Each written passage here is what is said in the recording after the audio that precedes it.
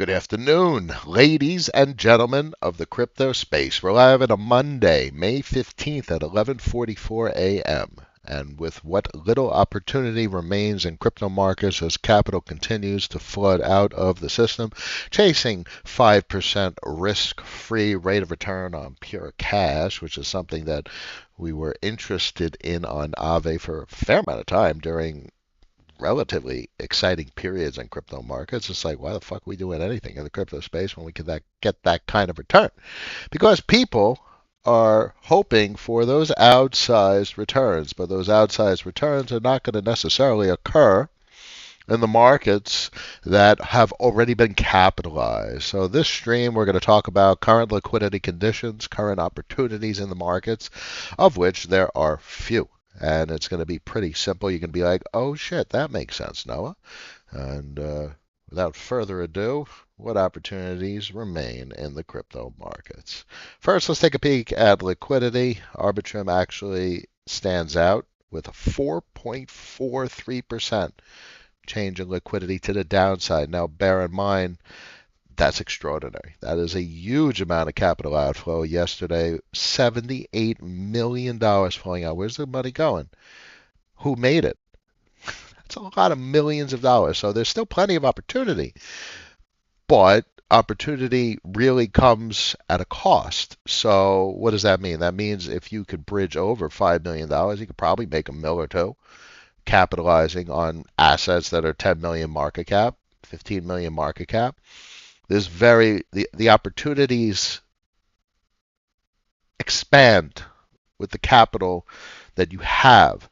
Less capital is less of an opportunity. There's not much opportunity for small capital to turn into large capital. There is no opportunity with Pepe. That's gone. You're not turning $50 into $5 million. There's no opportunity with Turbo anymore. That's gone. You're not making any money in that type of shit unless you are getting in a 50,000 market cap, 10,000 market cap, some ridiculously, extraordinarily small market cap and catching a wave. So the current trend with those meme coins is exactly what occurred in early 2020, what was aptly called DeFi summer, where Uniswap was like, oh shit, this is Uniswap, where people realized what the hell Uniswap was, a permissionless system where you can launch any kind of shit that you want to launch. So that we have a brief period of folks getting a taste of what DeFi summer was like in 2020. So you're looking at literally Uniswap listings and trying to assess who's going to rug and who's not. You know, I could pretty much create a meme coin aside from the actual graphics and artistic dependency to actually make a system like that work, but it takes about 30 seconds to make a coin, and you throw it on Uniswap with 5-10 grand worth of liquidity, and that's all the technical requirement to actually do anything like that.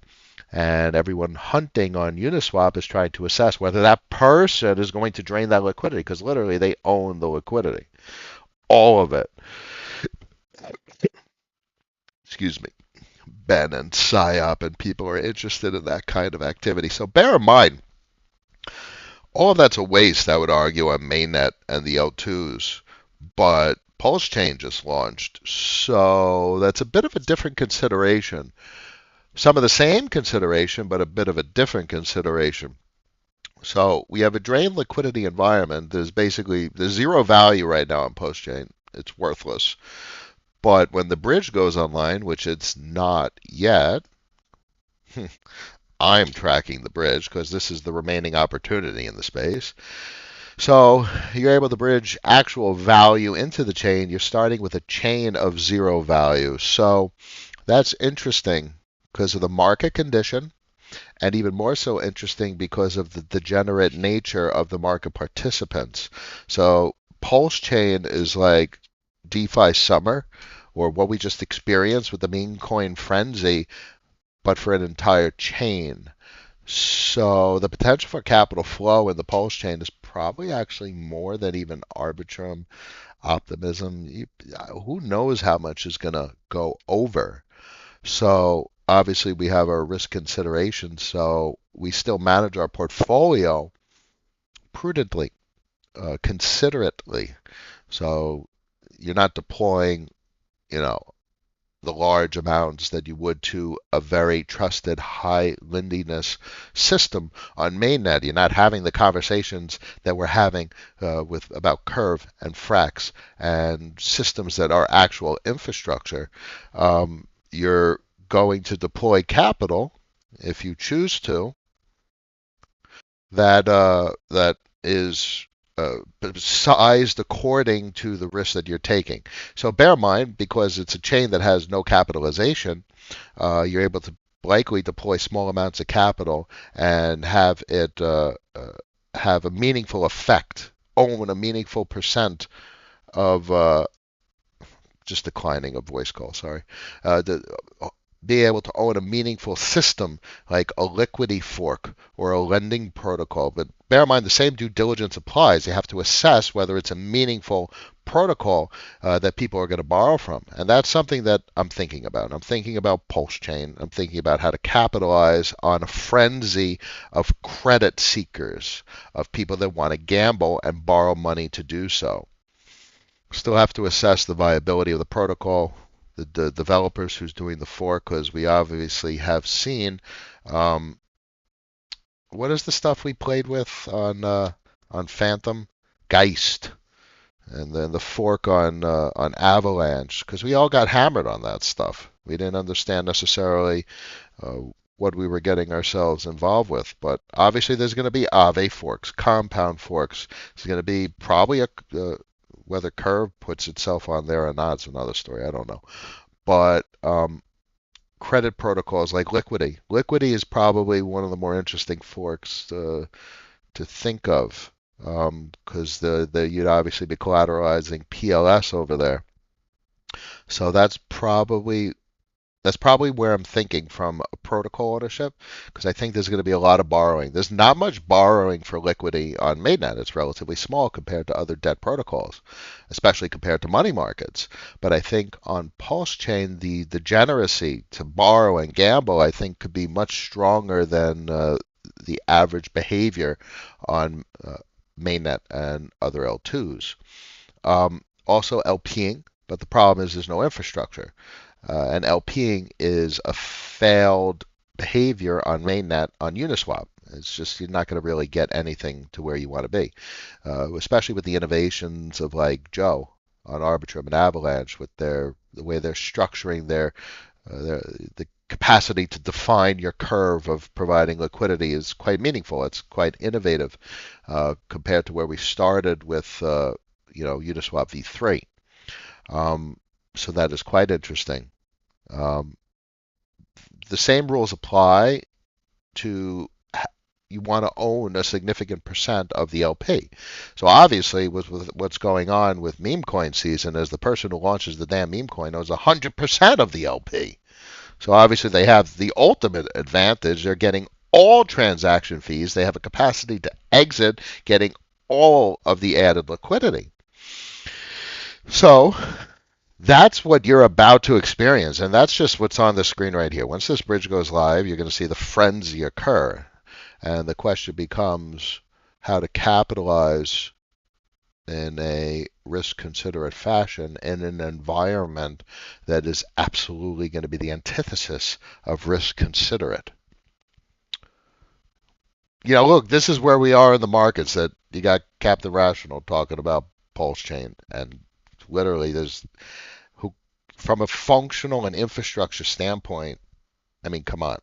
You got Arbitrum and you already have this tech. How many main nets do you need? I mean, this is just obviously capitalizing on the L1 meme from a structural or a systemic significant perspective.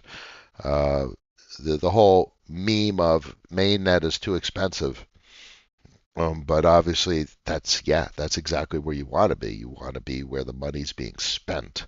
So from a midterm, long-term perspective, I see no significance here.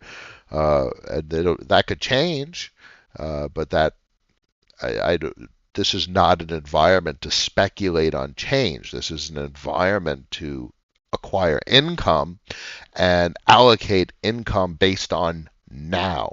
And we have so much information now that you don't need to speculate on change. All you need to speculate on is where now is going. So we got plenty of now. You have enormous opportunity now. The structural and the significant protocols that we talk about now, we know where they're going to be if the system goes to where we think it's going to go. And I'm not talking about the crypto markets. I'm talking about global capital markets and central bank policy.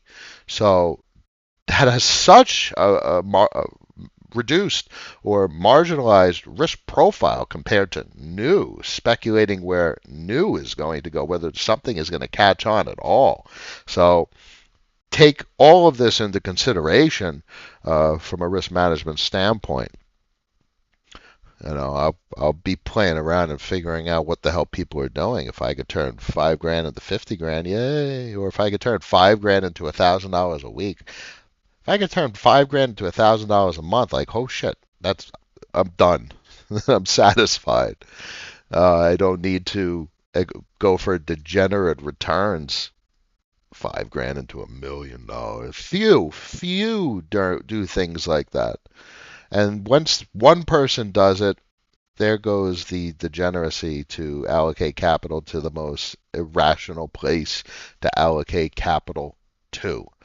So, Tapsy's in the house, Dan's in the house, Asmith, Health, Heath, sorry. Hey Cap, happy Monday to everyone. Ding ding, good morning, no one fam. What are your strategies with regard to crypto dilution in the coming years? How are you thinking with regards to keeping your current holdings constant, if not increasing over time? I have the antithesis of that perspective. Dilution is irrelevant given the overall liquidity in these markets. There's $80 billion in these markets, and for all practical purposes, that's zero on the grand scale of total liquidity in systems around the world. And the total liquidity in systems around the world need to significantly increase nominally to finance outstanding debt servicing requirements. So we're going to see significant changes to the composition of liquidity globally. As Luke Roman talks about, you're going to have to get debt to GDP down to 60, 70, 80% in order to have sovereign nations actually be in a fiscally, not a fiscally, a functioning configuration. Otherwise, it doesn't work. So that means nominal tax receipts need to go up significantly. Therefore, cash in the system over the coming years needs to significantly increase. How that plays into consumer price inflation and other pressures, not currency inflation, that's a different phenomena.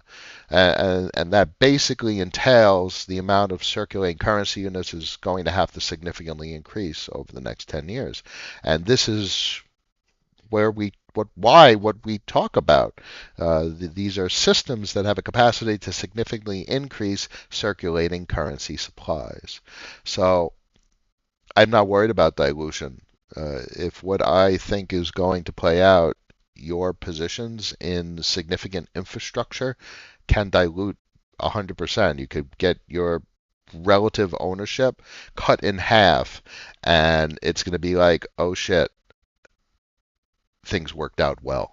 And that's my expectation. I have not been dollar cost averaging. I have not been compounding curve revenues or aura revenues. They could dilute all they want. And in the next 5 to 10 years, not a big deal. Albeit that narrative may change. It could always change. But in the end, at the end of the week, it's cash. That's your income. And either you're choosing to invest that income or you're choosing to use that income to service bills or pay for expenses. Don't deprive yourself of that choice. Always remember that's a choice. Joe, you are much bigger. Oh, you got smaller. Oh, yeah, no, on the main screen. The main screen didn't have a background. I got to fix up my OBS implementation. I messed it up the other day. Dopamina, hello. Drew, happy Monday. Earman, pleasure. Blagosh, what do you think about the Balancer ecosystem in comparison to the Curve ecosystem? So Balancer has shown to have a fair amount of sticky liquidity. Let's take a look at volume and how it's holding up on Balancer. Volume. Oh, it's nice. 15 mil in volume. So obviously Uniswap still trumps all, 10 times the size of Curve, and Trader Joe at 20 mil. So volume has been nice. Let's look at total liquidity. We have to look on DeFi for that. Scroll down. Balancer's got 1.12 bill. Curve still in the lead by a good margin, by a fifth of $1 billion. Uniswap's at 4 bill. So Balancer's significant. It's shown to be significant. It's part of the overall equation. Look at liquidity, only 736 mil borrowed, so it's relatively small. It's going to be interesting what happens when Go comes out from Aave and CRV USD finally gets the production sign off, and what plays out with Frax as it gets further integrated into the mainnet currency recycling ecosystem. So where's Frax?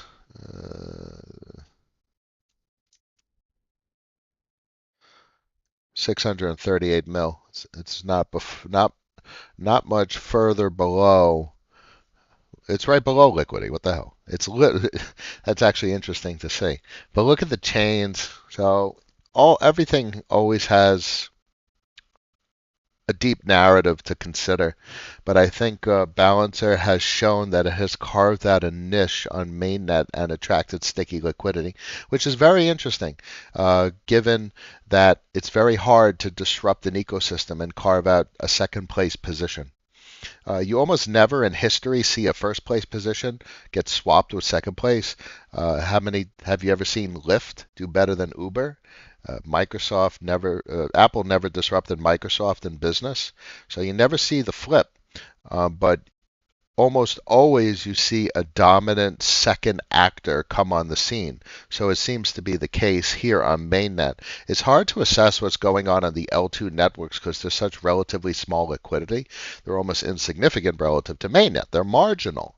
So what's the significance of first and second when it's a microscopic network as measured in terms of liquidity? You're talking about $1-2 billion ecosystems when mainnet has almost $70 billion still. So mainnet is over 30 times larger than even Arbitrum. And compared to Optimism, it's like, what, 60, 70 times larger than Optimism?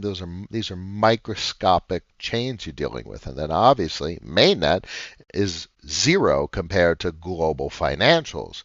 So it's very interesting to try and project into the future where things are heading, and the size of the network as it grows gives you a better likelihood of making more accurate predictions. So really all we have a sense of is L2s versus mainnet, and we barely have a sense of where things are heading with regard to mainnet. So we definitely have no sense of where things are heading with regard to the significance of L2s. Transaction fees don't mean shit, which means that's not the narrative for L2s. Cheaper transaction fees, because if you have a 10,000 fold increase on Arbitrum, you're going to have meaningful transaction fees at some point. Transaction fees it's an auction process. If someone wants to pay more than you to have a transaction get into the next block, the transaction fees are going to go up, period. And this is going to happen on any chain, no matter what. So anyone that ever brings to you the argument that transaction fees aren't going to work, it's too expensive, yeah, it's always going to get expensive. It will start out cheap, and it will continue to get more and more and more expensive, especially as more liquidity and more transaction volume go onto any network. It's a competitive experience. If there's $100 billion on a network and the transaction fees are a penny, people have a fortune to do all sorts of shit and potentially manipulate the network. Cheap transaction fees absolutely make no sense in the long run. they must get more expensive. And that's where the value is in the network, how expensive it is to do a transaction and continued engagement with those increasing expense requirements. That's how a network proves itself. There's a reason why people are spending money on Ethereum mainnet. They want the Ethereum mainnet node reach, node diversification relative to the L2s, the relative degree of safety with regard to finality compared to the L2s, and the transaction fees of 127 Glay right about now prove that people are paying that premium for something, for what mainnet offers compared to the L2s. Otherwise, they wouldn't be using mainnet, they'd be using the L2s, but they're using mainnet. So that means everything. More expensive transaction fees is where the opportunity, the most opportunity is, in my opinion. Is Aura a buy? I like that question. Well, PPI just absolutely collapsed. New York State Manufacturing Index looks horrible. Let's go over to US M2. So is M2 turning up? No. I would say, oh, actually, let's look at Japan because I think Japan just did some significant changes that affected global liquidity.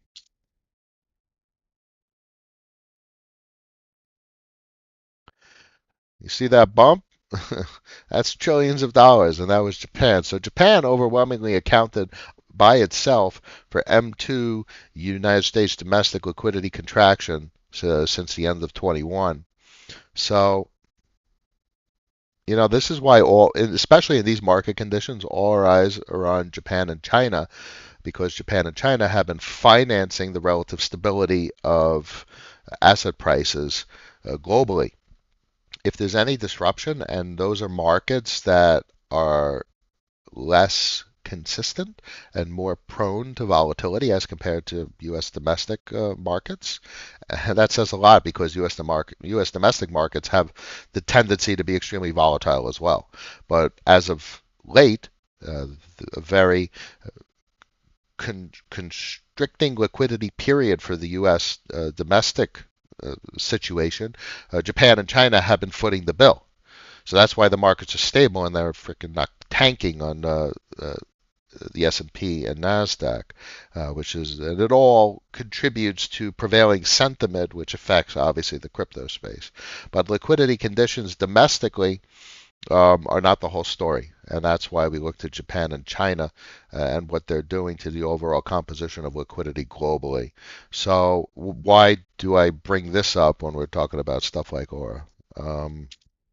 Because we have less than a month remaining for the debt ceiling conversation, and that's going to play a significant role in how liquidity plays out for the remainder of the year. You have to elongate the time horizons. Let's check in 3 and 6 months to see how liquidity conditions are doing, but there's plenty of arguments for markets to roll over. Aura tends to be a very cyclical asset, so where is it with regard to its range? Can we see a lower low? January of 23 was his most recent low.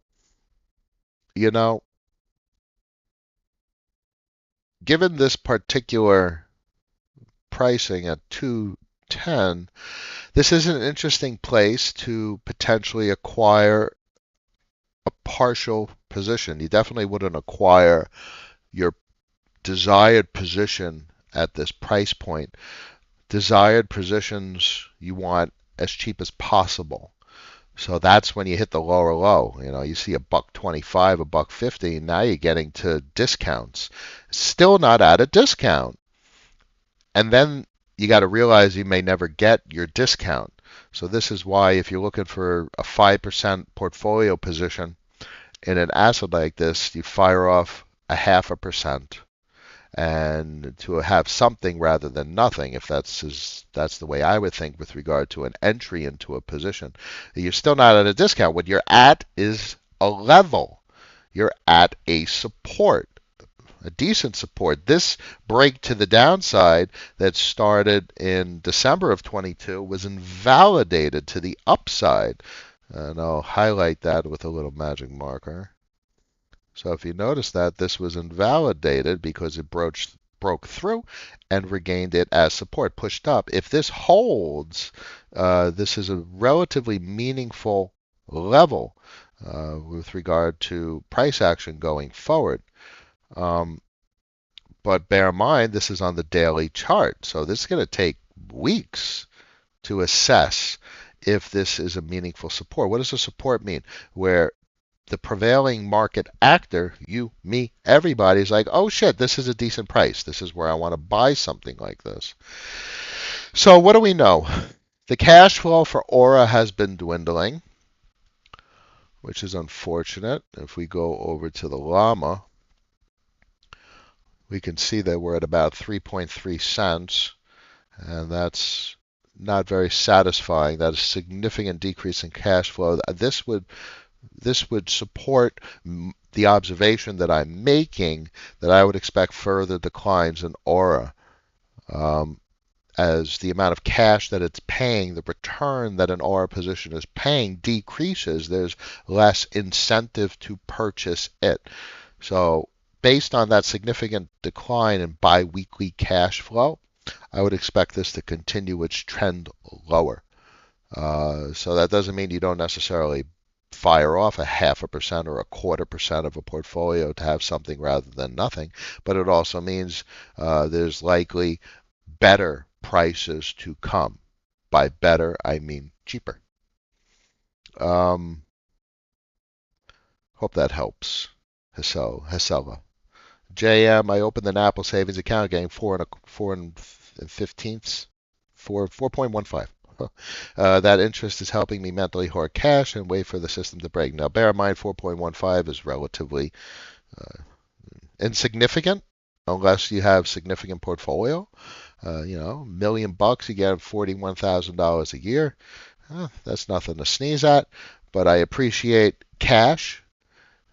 Cash in that position, in that account, you don't lose it. It's not that you're making significant capital, but you're not losing it. And that is significant in this kind of market because the vast majority of people trying to capitalize in this market are losing their money. And if you're not losing your money, you are outperforming the shit out of people that are losing their money. So that is very, very significant. So in that regard, if I have money in various accounts, a couple hundred or so here or there, and I don't even care about the 4.15, which take it for what it's worth. So I think that is not enough of an incentive for me to engage in behavior. So that's considerable. So I am protecting my capital, foregoing 4.15% because I believe protecting it is more important in this environment than even chasing the 4.15%. Not that that's an insecure position. That's obviously a very secure position, but I have other things that I do with it that are increasingly secure and more strategic, considering what I like to do with my capital. So point being, this is a period for protecting your capital at all costs. This is a period for trying to capitalize when something is obvious, and there's not much that's obvious. This is a period for capitalizing on degeneracy, but that would also go hand in hand with something that's obvious. This is a period for buying shit that is extremely cheap. So bear in mind, do we encounter a March 2020 capitulation where you have ridiculous forced selling to the downside and you're able to get a $1 purchase price on Aura or like a 22,000 purchase price on Bitcoin? That would be one hell of a price point from a daily moving average standpoint. Let's go out to the weekly though. Can you get a 22,000? It's not going, but 22. 22, this is the 50 SMA on the weekly, which coincides with the 200 SMA on the daily, and on the monthly, all right, there's a 100 SMA significantly below. So maybe in a significant capitulation event of forced selling, you're able to see a 14,000 price point on Bitcoin, and I'm sure that would be one hell of a wick. We've never hit ever the 100 SMA on the monthly for Bitcoin. So you see that number 14? Yeah, that's a heck of a discount. You fire off a clip. Even I would fire off a clip at $14,000 Bitcoin, considering the technicals that I just presented between the daily and the weekly, 200 SMA on the daily, 50 SMA on the weekly. Confluence suggests a break to the downside from that level would be like, oh shit, you're way oversold a 100 SMA, and everyone's going to be like, that's a hell of a discount. That'll put it in the bottom. You're not going to have forced selling below that number. Tapsy, your facial expression when you had the PulseChain bridge open, Captain Rational, is in a world of irrationality. Listen, guys, this is how bad the market is. You literally got me talking about PulseChain, and there's nothing wrong with the tech. I'm tech agnostic. Primarily, my sentiment is with a degenerate community. It's just gambling, and I'm not fond of degeneracy. I was just literally talking to my cousin about this, and there's a lot of ethics and morality. Do you capitalize on degenerate gamblers? If you don't, someone else will. So you should do it. I mean, come on. I don't know the answers to these questions. These are like philosophical, existential questions about behavioral science, and all I know is if you have 5 lions and a field of 200 gazelle, pretty sure those lions are going to be like, all right, let's get these fucking gazelle. And they're not going to be like, maybe we should let them live. And that would be the right thing to do. No, those lions are going to go get their food. So we're the same thing. We're the same biology. We're the same mammals. We have good components of our brain are literally the same. So if you see literally a field of degenerate gamblers, I mean, come on, who's not going to capitalize? It's literally built into our biology. So that's something to consider. Is it moral with our higher brain function? I don't know. I don't have the answers to these questions. But all I know is if we don't capitalize, someone else will. So the question becomes how to increase the odds in your favor of capitalizing rather than losing your shit. And that's not necessarily an easy thing to do. Um, but I'm going to be asking on Discord for folks to keep an eye on forks of protocols that are significant, not forks of protocols that have failed. I don't want to see a damn Aave fork. No one on Discord mentioned a stupid Aave fork on PulseChain, but the liquidity fork is interesting. Or obviously currency recyclers. But the same rules apply. A currency recycler is only significant if there is vote renting occurring.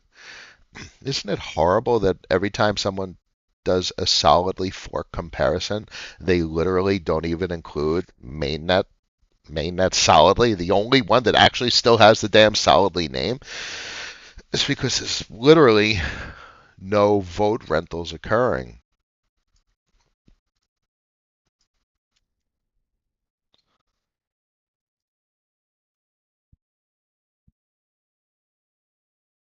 That 40 cents? What the hell is this? What? What am I looking at? Oh my God, I can't type today. 40 cents, 44 cents. So it's stagnant because there's no vote rentals. And then you go over to optimism, which basically is a negative sum game, so it has ridiculous volatility. I mean, look at that horrible volatility. It has the most vote rentals of any of the currency recycling regimes.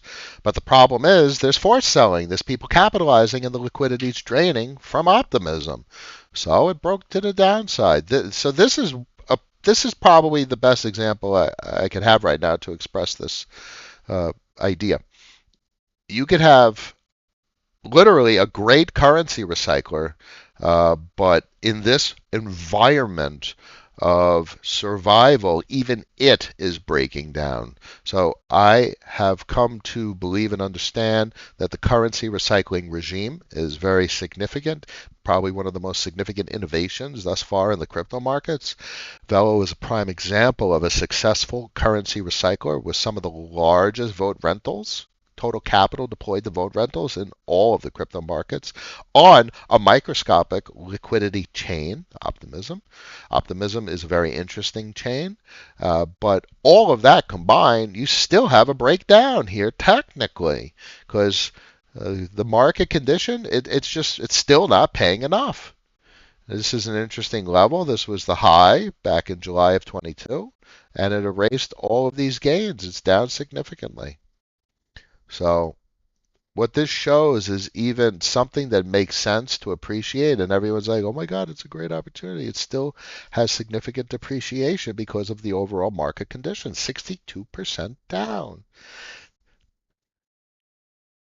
Tough. It's a very hard market. Listen, the default behavior, the default choice in this market needs to be do nothing. You need to be not forced, but you need to be like, you need to have a huge amount of conviction to do something.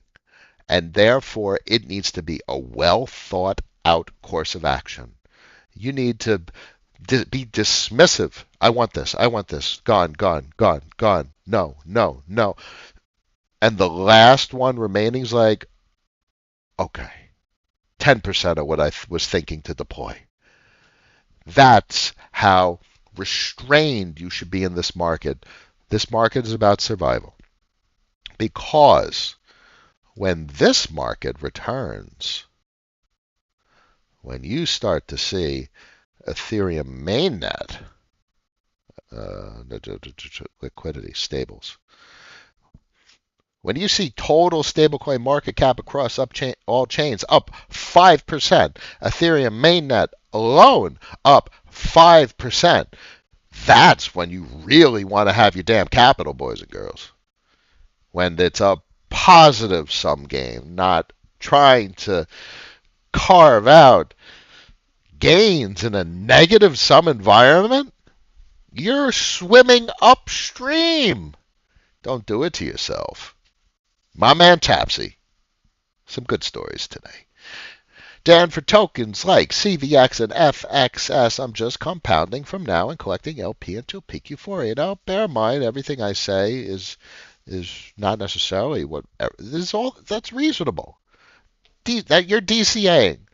You don't need the capital that you deploy to the crypto markets. Your chosen ownership is enterprise that you think has a future that's going to be quite lucrative in an increasing liquidity environment, and you're using that income to buy more of the asset. So whether compounding works out more lucratively in the future or taking that capital and using it for expenses works out more lucrative, you'll only know in 5-10 years. And who gives a shit? No one's comparing portfolios. So in the end, you're just doing what you're doing, and you will know the results of what you're doing in a couple of years. So that's what we're here to do on the stream, to talk about the choices and options we have to do different things. And we'll have fun in a couple of years talking about the paths and how well the choices worked out. I don't think trying to time the lows is productive for me, so I think this is a way to pass the time. Listen, the most important thing is to be consistent. That is your story. Own it, because in 5 and 10 years, when people say, what did you do? You were like, I had a methodology. I chose this behavior. I stuck to this behavior, and this is the result of that behavior. Not, hey, John, you want to buy Pepe coin? Okay. That's not a chosen behavior. That is shallow and trivial and gambling, and the odds are John lost all his money. Lucian, good night, my friend. Dan, there's a Gov discussion up on Arbitrum to share rev yield with ARB holders. That is interesting. Now, so that's interesting. Compare that to like an Ethereum node. Ethereum node isn't incredibly lucrative. Even if with an FXS ETH position, what are you getting? You're not getting 50% of your money. You're getting what, 12%?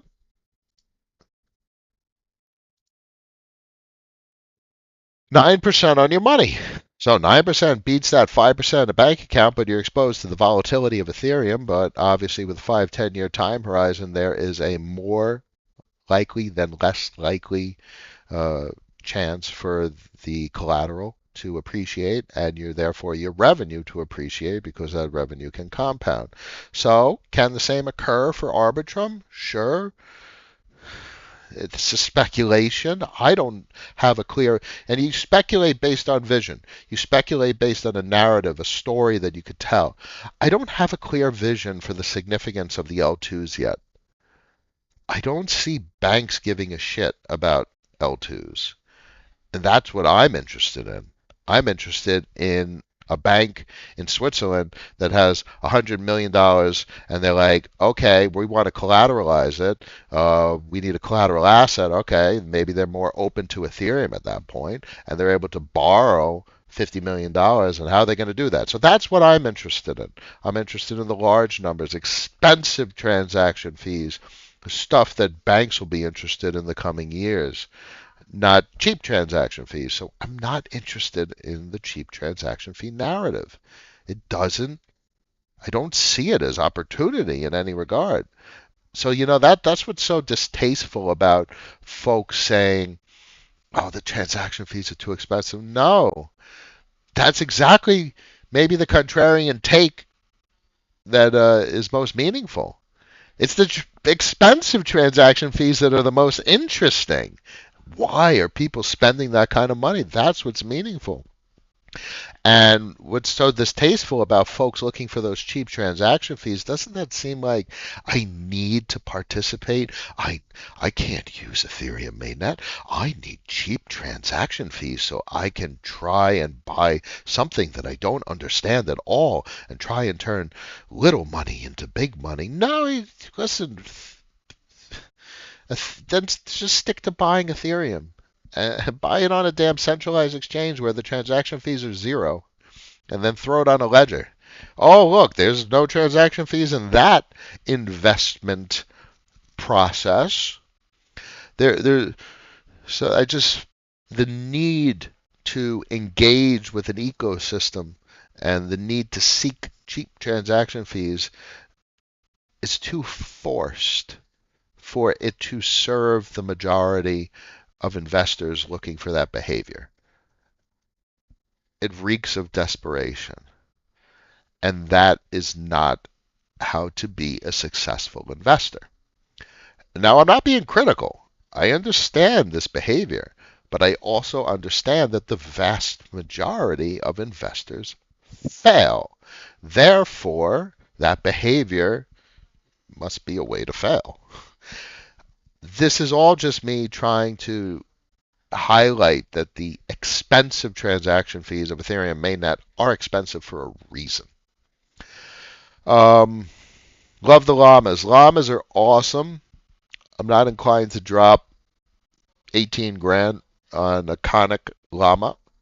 All right, maybe if they can, if there's a curve llama. All right, fine. Maybe I'll just I do. I don't know how much. If I saw a ridiculous curve llama up for auction, like the conic branded one, all right, fine. Maybe it's going to get expensive, and that might warrant a deployment. I don't know. I don't know. But Raul, they do look awesome. They're significant. The brand, the meme, everything about the ecosystem is significant. And that just you have a certain amount of money in your bank account. You're either spending it or saving it or paying bills, and it's, just that's what the biggest thing I've tried to tell people over the years. Your USDC account is a bank account, and you're investing. Then before you don't have money in your bank account. Treat crypto as a bank account. If you remember me talking to my wife that one stream we did, the first thing to do when getting into crypto is to learn how to spend it. None of this means shit unless you know how to spend it. Spend it on what? Groceries at the grocery store. Long time horizon, but I like the idea. Locked and can't sell, but compounds to maintain share of treasury. Hacks and exploits aside, it seems like a very nice if you're an ETH bull. Good stuff. I have a small bag, so maybe biased.